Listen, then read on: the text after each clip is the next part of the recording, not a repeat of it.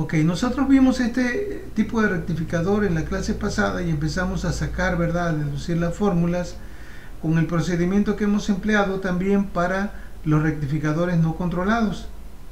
Nosotros de antemano ya sabemos que para un rectificador controlado que está, ¿verdad?, conformado por tiristores, pues se deben de cumplir las siguientes condiciones para que conduzca un tiristor: de que esté polarizado de forma directa, es decir, que se le aplique un voltaje más positivo con respecto del ánodo con respecto al cátodo, y además que se le aplique un pulso de compuerta.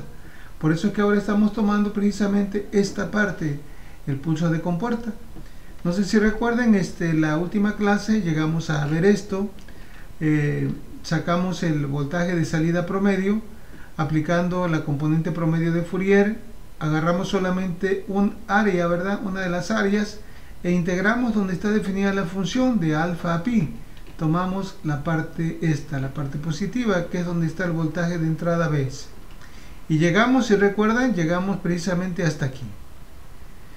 Entonces aquí nos dimos cuenta de la ecuación 324 que el voltaje promedio es igual al voltaje de pico sobre el pi por 1 más el coseno de alfa. Ahora sí, ¿verdad?, el voltaje de salida promedio está en función de ¿quién? Del ángulo alfa. Pero decíamos que se comporta de forma inversamente proporcional, porque a medida de que alfa aumenta, el voltaje de CD, el BCD, disminuye.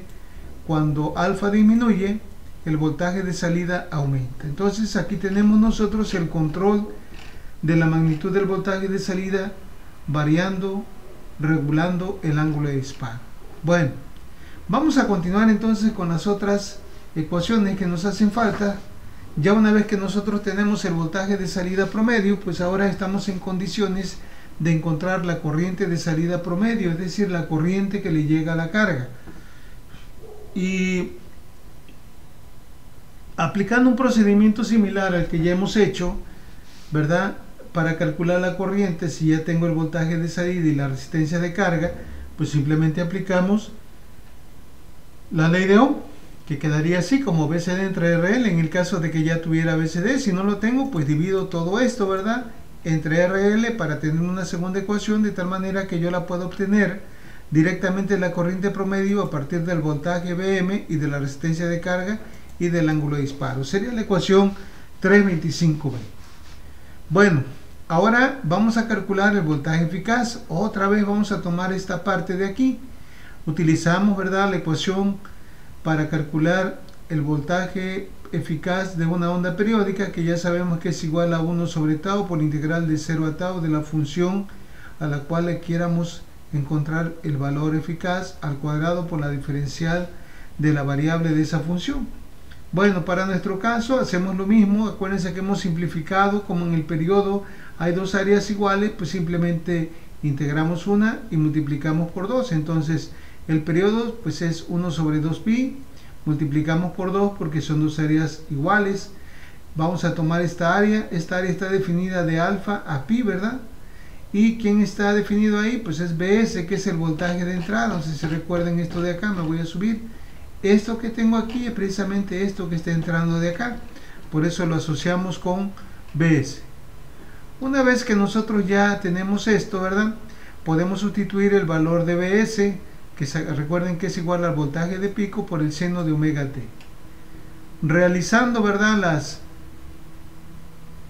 las sustituciones indicadas y simplificando este 2 con este 2, me quedaría simplemente 1 sobre pi, y sustituyendo esto nos quedaría así. Hay que elevar al cuadrado, nos quedaría elevando al cuadrado Bm cuadrado por el seno cuadrado de omega t por la diferencial de omega t.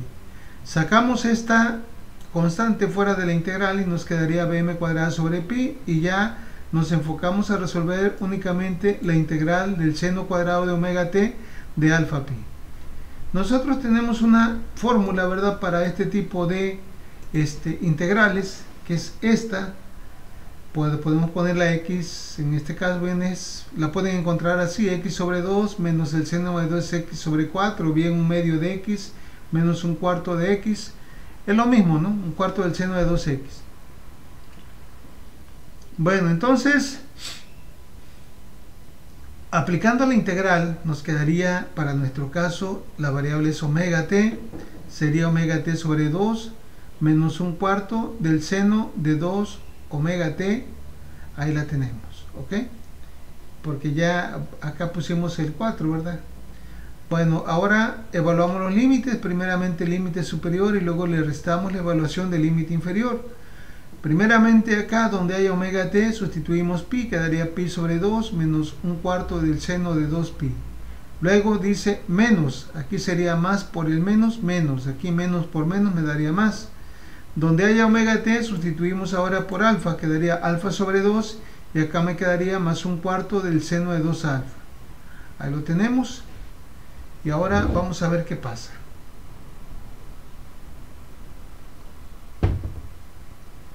Vamos a simplificar, sabemos que el seno de 2pi, que equivale a 360 grados, es igual a 0, entonces ya eliminamos esta parte.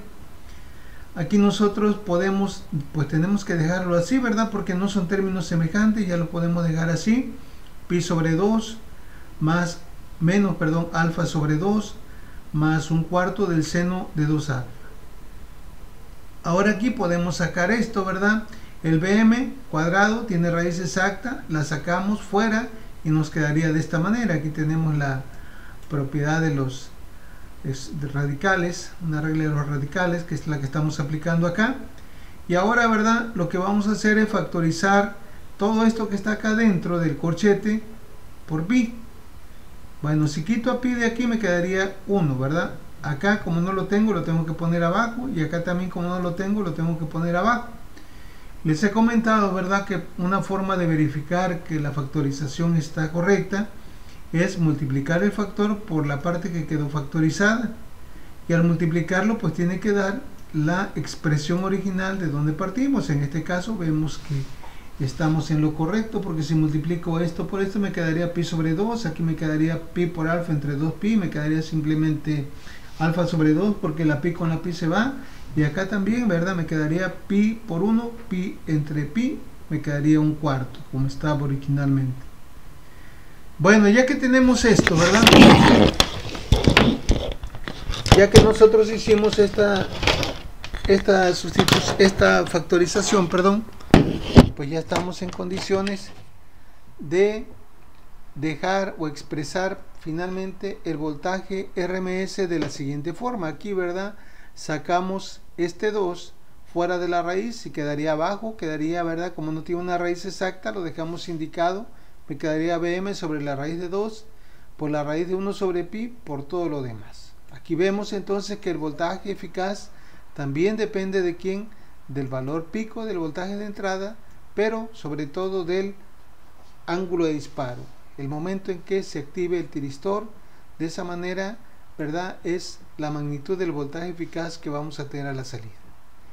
No sé si hay alguna pregunta con esto, alguna duda.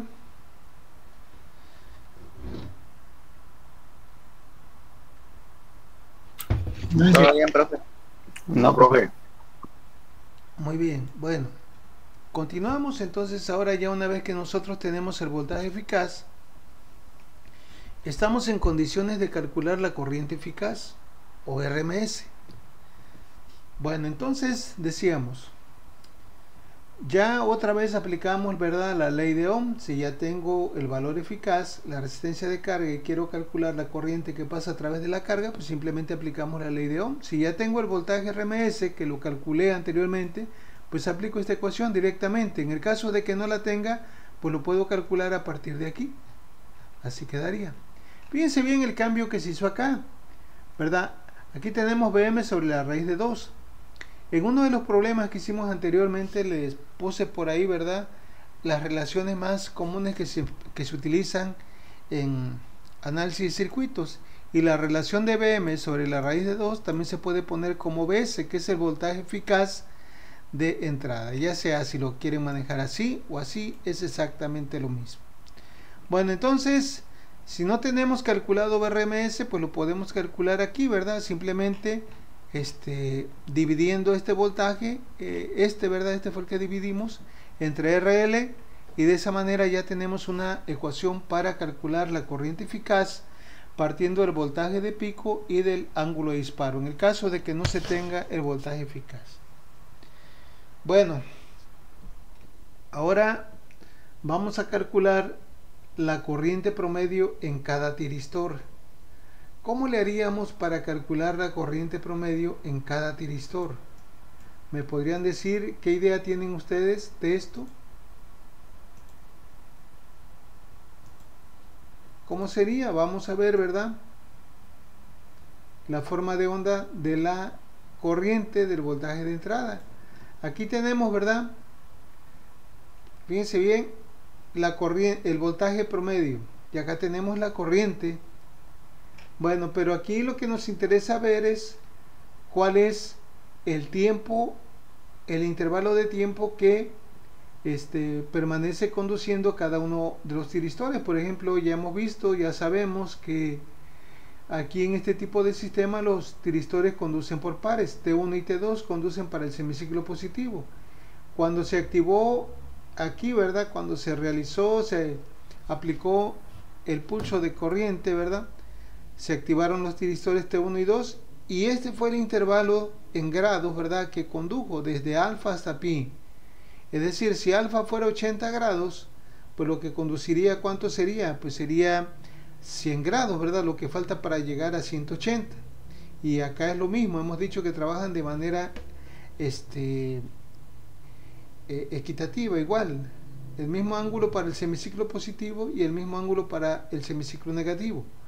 Bueno, ¿cómo le haríamos entonces? Pues aquí no vamos a verlo, ¿verdad? O a hacerlo como en el caso del puente con diodos, este mismo puente que estamos analizando pero con diodos, porque ahí recuerden, también los diodos conducían por pares, pero ahí cada diodo conducía 180 grados, ¿sí recuerdan?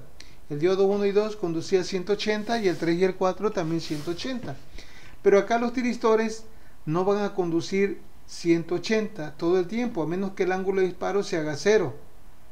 Aquí no tenemos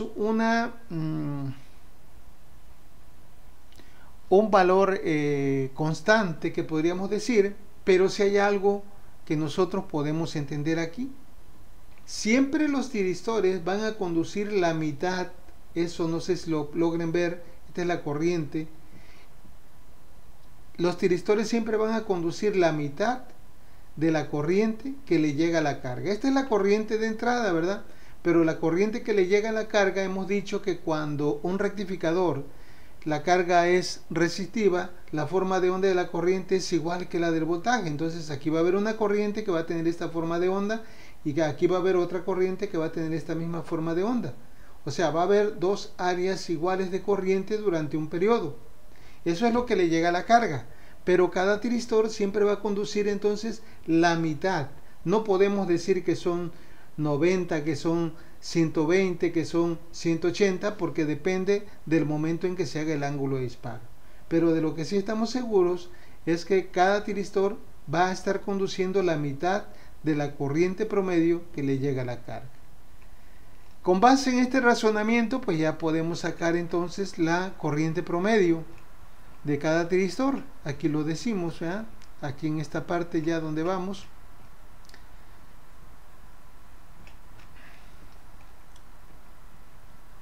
Dice, cada tiristor conduce la mitad del intervalo de corriente que le llega a la carga. Entonces, como es la mitad, pues simplemente vamos a dividirlo entre ¿quién? Entre 2, es decir, la corriente promedio en cada tiristor va a ser igual a ¿quién? A la corriente promedio dividida entre 2. No sé si quede claro esto. ¿Alguna duda que tengan?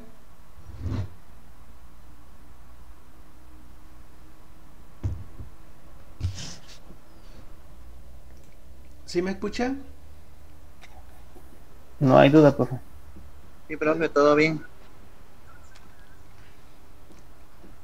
Bueno, ahora bien, ¿cómo le vamos a hacer para calcular ahora la corriente RMS en cada tiristor? Pues vamos a utilizar el mismo procedimiento, igual aquí, ¿verdad? En el caso de la corriente RMS, pues ya vimos que cada tiristor conduce la mitad de la corriente que le llega a la carga. Entonces, para nuestro caso, ¿verdad? Vamos a hacer lo siguiente, vamos a dividir, en este caso, la corriente RMS entre la raíz de 2, como lo hemos hecho. en otras ocasiones. Acuérdense siempre, cuando se trata de una corriente eficaz, vamos a dividir entre la porción del periodo que está conduciendo el interruptor, pero entre la raíz de esa porción. No sé si quede claro. Entonces, esta es la forma de encontrar con la ecuación 330 la corriente eficaz. Y ahora, ¿verdad?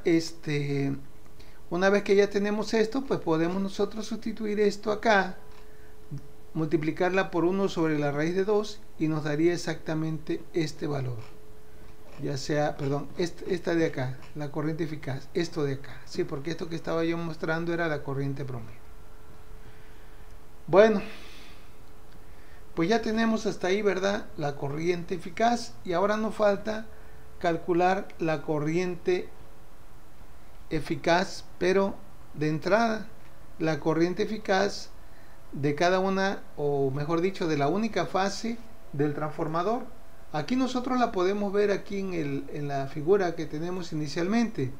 La corriente, ¿verdad?, de entrada, esta de aquí, esta que está fluyendo por el secundario del transformador, pues es una corriente alterna que va a tener esta forma, ¿verdad? Aquí se ve una parte positiva y otra parte negativa. Pero esta corriente de entrada, esa corriente eficaz, pues va a ser exactamente la misma que la corriente, ¿verdad?, eficaz que le llega a la carga. Nada más que la corriente eficaz que le llega a la carga es rectificada, pero la magnitud es la misma. Porque ¿de dónde va a salir la corriente que está fluyendo por la carga? No le queda otra más que tomarla de donde, de la fase. Entonces, esta relación que tenemos aquí, ¿verdad?, a lo último ya, esta parte, dice cálculo de la corriente RMS por fase. Esta aquí le ponemos IS. Dice, para este caso la corriente eficaz IS que proporciona la única fase del transformador es igual a la corriente eficaz que le llega a la carga, a IRMS. Por tanto, IS es igual a IRMS en el caso de que ya la tuviera, y si no, pues aplicamos la ecuación o sustituimos la ecuación para IRMS. Y esto quedaría de esta forma. Bueno, dudas, preguntas que tengan hasta ahorita.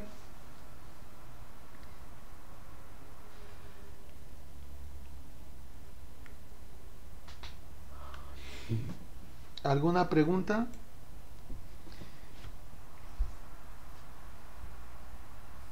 ¿No hay dudas?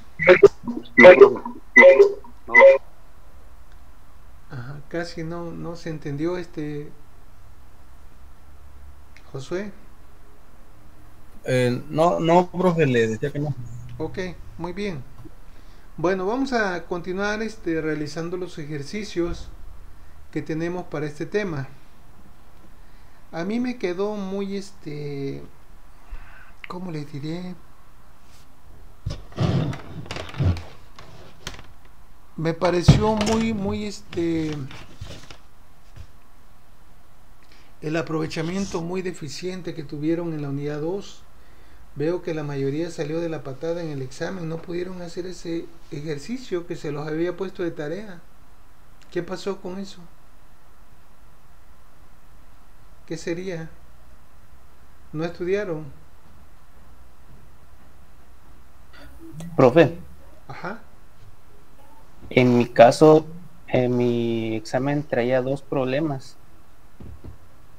Sí, lo vi ahí, tomó la plataforma otro, pero pues no había problema ahí pero hiciste nada más uno, ¿va? Sí, nada más hice uno, ¿Sí? no me dio tiempo de hacer el otro. Yo igual, profe. Nomás hice uno. Sí, pues con uno era suficiente. Uno, no eran 2 problemas, era uno. Y las 10 preguntas de opción múltiple. Entonces ese ejercicio lo hicimos en tarea. Bueno, yo sé cómo están trabajando ahorita, sé que la mayoría está copiando, no hace la tarea, pero yo les recomiendo que ustedes se pongan a estudiar en serio, porque esta unidad, fíjense bien, ya llevamos 30 y tantas ecuaciones, 31 ecuación. Lo más probable es que se hagan bolas cuando venga el examen si ustedes no hacen su formulario, y sobre todo si no se ponen a estudiar. Ya ahí en carpeta de Google Drive ya les puse ahí, ¿verdad?, la bibliografía que estamos utilizando. Se dan cuenta, ¿verdad? Los problemas que les resuelvo son problemas propuestos. Ahí hay problemas todavía resueltos que trae el autor para que ustedes complementen. La cosa es que ustedes se pongan a estudiar, que no no es lo mismo, ¿verdad?, hacer un examen que hacer una tarea, porque la tarea pues les he dejado muchos días, pero en el examen no. Entonces quisiera que se pusieran al tiro, ¿verdad?, para que no pase esto que pasó en la segunda unidad. Bueno, vamos a continuar entonces.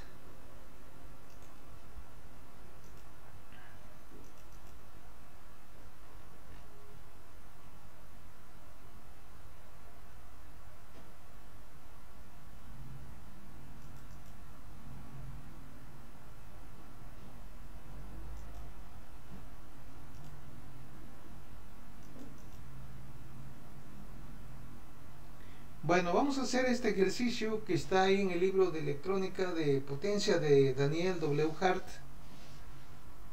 Es referente a este tema que estamos viendo, ¿verdad? Se trata de un rectificador monofásico controlado en puente que presenta una carga resistiva de 40 ohms y un generador con una tensión eficaz de 120 volts a 60 Hz. El ángulo de disparo, dice el que está trabajando, es de 35 grados. Nos piden determinar la corriente media. Ya les comentaba que este autor es español, por tanto el promedio a ellos le llaman media. Los valores RMS le llaman eficaces, pero es exactamente lo mismo. Entonces nos piden calcular la corriente media de carga, la corriente eficaz de la carga, la corriente eficaz del generador, que sería la última ecuación que vimos, que es la corriente de la fuente, de la fase, y el factor de potencia. Bueno, entonces vamos a llevar a cabo esto. Aquí es conveniente, les voy a recordar esto, acuérdense de esto. En estos ejercicios, cuando vayan a hacer sus cálculos, su calculadora la tienen que ajustar en el modo de radianes, ¿sí? Porque luego se agarran el ángulo en grados, sobre todo cuando se trata de hacer una sumatoria por ahí que se tenga que sumar alfa, va a dar un error. Si se trata de sacar una función seno o coseno, no hay problema, pero hay ecuaciones donde tenemos pi sobre 2 más alfa sobre 2, entonces ahí alfa tiene que estar en radianes. Cuando alfa se está sumando, se está dividiendo, se está restando o multiplicando, tiene que estar en radianes. Ya si alfa está dentro o es el argumento de una función trigonométrica, pues ahí hay libertad de escoger, ya sea en grados o en radianes. Pero para que no haya problemas, mejor cambien el modo como va a trabajar su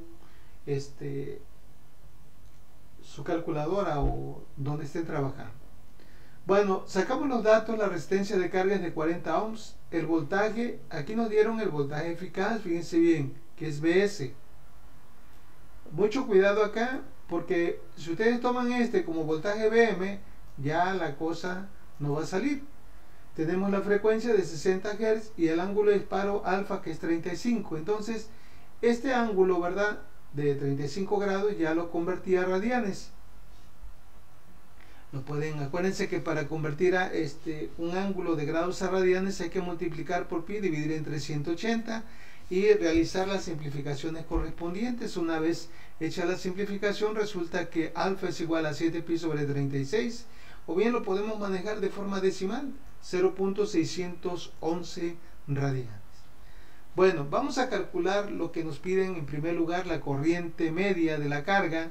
Acuérdense que tenemos una ecuación que la calculamos, la deducimos en el inciso B. La corriente media o promedio de la carga, tenemos esta, ¿verdad?, en el caso de que tuviéramos nosotros el voltaje promedio, pero si no lo tenemos, pues vamos a utilizar directamente esta. Podemos utilizar esta o bien sacar primeramente el voltaje BCD y luego dividirlo entre RL. Hay como ustedes deseen hacerlo. Bueno, entonces aquí estamos utilizando esta que les acabé de mencionar. Ya tenemos prácticamente todo. Tenemos el voltaje Vm, la resistencia de carga y el ángulo de disparo. Pero aquí hay un detalle, ¿verdad? Tenemos que obtener el voltaje de pico, porque esta ecuación, todas las ecuaciones que hemos nosotros sacado han sido en términos de los valores pico. y aquí el problema me dio el voltaje eficaz. Entonces, ¿cómo se relaciona el voltaje de pico con el voltaje eficaz? Pues mediante el factor de raíz de 2. Vm es igual a raíz de 2 por Vs. Entonces ya tenemos este voltaje de pico, que es 169.706 volts.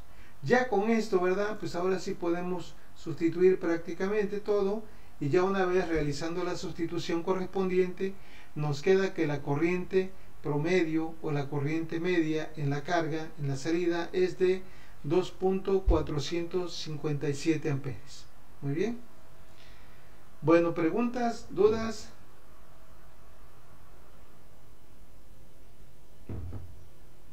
Entonces mucho ojo con esto, ¿verdad? Porque si en vez de ver, hubieran tomado aquí, ¿verdad?, el valor de Vm como 120, pues hubiera dado un error. Mucho cuidado con eso, porque a veces el autor me da el voltaje de pico o a veces me da el voltaje eficaz.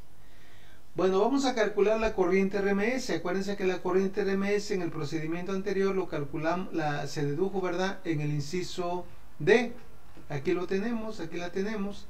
Si ya tengo el voltaje RMS, pues simplemente lo divido entre la resistencia. Si no, pues aplicamos esta ecuación, la 327B. Entonces, vamos a ver cómo quedaría, o cuál apliqué aquí. Pues apliqué esta que les acabo de mencionar, ¿verdad? Pues ahora sí, ya creo que tenemos todo, ¿verdad? Tenemos Vm, RL. Aquí es donde les digo, fíjense bien. Por ejemplo, en esta ecuación, alfa se está restando, ¿sí? Si se resta alfa, ¿qué pasa? Si se resta alfa, en este caso, tiene que estar forzosamente en radianes, porque de lo contrario, ¿verdad?, va a producirse un error en el cálculo. Bueno, una vez que nosotros hemos sustituido y realizado los cálculos correspondientes, nos da un valor de la corriente de 2.932. Un tip, ¿verdad?, que ustedes pueden aplicar cuando estén resolviendo una tarea o un examen, en el caso de que venga un problema como este, es que siempre los valores eficaces tienen que ser mayores, ¿verdad? La diferencia se ve muy grande, se ve muy clara, sobre todo para rectificadores monofásicos, pero cuando se trata de rectificadores trifásicos, ¿verdad?, ahí sigue siendo mayor los valores eficaces, aunque a veces tan solo son unas cuantas décimas, centésimas o milésimas, pero siempre los valores eficaces son mayores. Si nos hubiera salido un valor menor que este, pues quiere decir que por ahí estamos tomando algo mal, o que los cálculos que hicimos, en los cálculos que hicimos hubo por ahí un error, una equivocación. Bueno, entonces ya tenemos los dos incisos, la corriente promedio en la carga y la corriente eficaz. Ahora nos piden la corriente eficaz en el generador. Esto recuerden que fue lo último que analizamos, y decíamos que la corriente eficaz de entrada pues va a ser en este caso igual a la corriente eficaz que le llega a la carga. Entonces, pues aquí simplemente las igualamos, ¿verdad? Y ese es igual a ¿cuánto? A esto, a la corriente eficaz en la carga. Y por último, ¿verdad?, nos faltan determinar el factor de potencia. Bueno, esta ecuación, por favor, cópienla por ahí, porque esta ecuación la vamos a utilizar para este tipo de rectificadores. Anótenla ahí como una ecuación extra en este tema. Hay que recordar que la mayoría de las ecuaciones que estamos nosotros deduciendo son específicas para cierto tipo de rectificador. Esta no la van a poder aplicar para un puente con diodos o para un rectificador trifásico. Tiene que ser exclusivamente para esta. Entonces, una vez que nosotros sustituimos, ¿verdad?, los valores de alfa aquí, pues nos queda entonces el factor de potencia igual a 0.737. ¿Por qué será que disminuye el factor de potencia aquí? ¿Alguien me podría explicar? ¿Por qué será que disminuye el factor de potencia en un rectificador controlado? ¿Y por qué el factor de potencia queda en términos de alfa? Pues esto lo podemos entender aquí en esta parte, en la figura que tenemos aquí. Este es el voltaje de entrada. Ya vimos que este es el pulso de corriente que se le aplica a las compuertas de los tiristores. Y aquí tenemos el voltaje de salida. la corriente de salida es algo semejante, ¿verdad? Va a ser una forma de onda semejante al voltaje cuando la carga es resistiva. Cuando la carga es inductiva, pues ya se deforma. Pero aquí lo que nos interesa, ¿verdad? Es esta parte, la corriente IS, la corriente que está fluyendo a través del transformador, lo que está entrando. Fíjense bien, hay algo aquí importante. Nosotros hemos visto, ¿verdad? De los cursos, bueno, han visto ustedes, yo también, pues de manera posiblemente separada, que el factor de potencia, como lo hemos conocido de manera común, dice que es igual al coseno de phi. ¿Y qué es phi? Pues es el desfasamiento que hay entre la componente fundamental del voltaje y la componente fundamental de la corriente, ¿verdad? Aquí nosotros estamos viendo la forma de onda, pero hemos comentado que esta forma de onda ya no es senoidal del todo. Hay una parte senoidal y la otra parte está recortada. La fundamental, ¿cómo la tendría yo que sacar? Pues tendríamos que hacer ¿cómo se dice? El desarrollo en una serie trigonométrica de Fourier, y de ahí vamos a sacar la fundamental. Aquí, ¿verdad? Componente promedio no va a haber, porque hay la misma parte que está por el lado positivo, lo mismo que está por el lado negativo, y se anulan. Solamente va a haber una componente fundamental y va a haber componentes pares e impares. Pero aquí, ¿verdad? La fundamental va a empezar aquí. Observen aquí, cuando se echa a andar el circuito, ¿verdad? Lo primero que aparece, ¿verdad? Aquí a la entrada es voltaje. A la carga no le llega nada. Estamos ahorita tratando de analizar el factor de potencia a la entrada. Entonces, hay voltaje inicialmente, pero no fluye corriente. ¿Hasta cuándo va a fluir corriente? Hasta que se disparan los tiristores, hasta alfa. ¿Y eso que provocó? Un desfasamiento. Ya no es, ya la corriente no está en fase con el voltaje, o sea, no suceden al mismo tiempo, ya hubo un desfasamiento. Ese desfasamiento que nosotros en los otros cursos de CA le llamábamos phi, pues ahora coincide ese phi con alfa. Por esa razón, el ángulo de disparo queda en términos precisamente de alfa, porque también es un factor de desplazamiento. Esta parte que se pone aquí viene siendo un valor aproximado del factor de distorsión, porque hemos mencionado que en un rectificador controlado el factor de potencia depende de dos factores: el factor de desplazamiento y el factor de distorsión. El factor de desplazamiento viene siendo el coseno del ángulo de desfasamiento entre el voltaje y la corriente, que en este caso es alfa, y el otro factor de distorsión, ¿verdad?, indica el contenido armónico que hay en la corriente de entrada, que se aproxima con este valor. Por eso es que esta ecuación queda de la manera siguiente. Realizando, ¿verdad?, los cálculos nos da un valor de 7.737. ¿Cómo le hacemos para que el factor de potencia disminuya? Pues tenemos que trabajar con un ángulo de potencia menor, o les decía, ¿verdad?, muchos sistemas actuales ya traen compensación del factor de potencia mediante una compensación activa de la potencia reactiva. No sé si hay alguna pregunta, alguna duda con esto.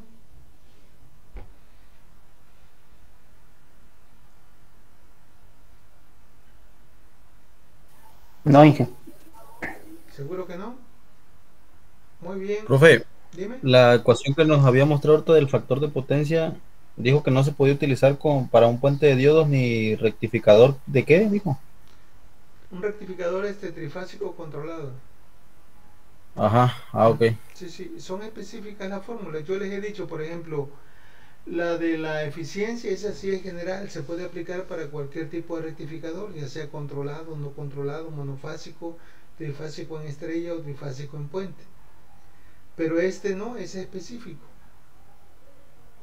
¿Ok? Muy bien, entonces, pues yo creo que aquí la vamos a dejar. Las tareas, por ahí está pendiente Jerónimo, ¿verdad? Les decía que manden por favor su nombre y la tarea en el caso de que ustedes hayan visto que hay una duda que no coincide con lo que ustedes hicieron o entregaron, porque acuérdense que las tareas son por equipo, excepto ciertas actividades que son individuales. Pero por ejemplo, si están en el mismo equipo y yo le puse, por ejemplo, a uno 10 puntos y al otro le puse 8, quiere decir que me equivoqué. Entonces, chequen eso y ahí me dicen, ¿sale? Bueno, entonces aquí lo vamos a dejar y ya si Dios quiere nos vemos el día de mañana.